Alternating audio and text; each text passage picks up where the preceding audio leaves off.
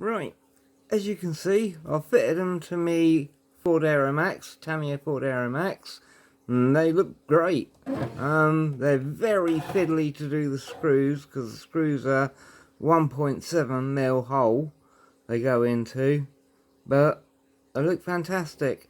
I read the instructions and they do go straight on the king hauler, the grand hauler and the globe liner, but they will fit any Tamiya truck. So that's them.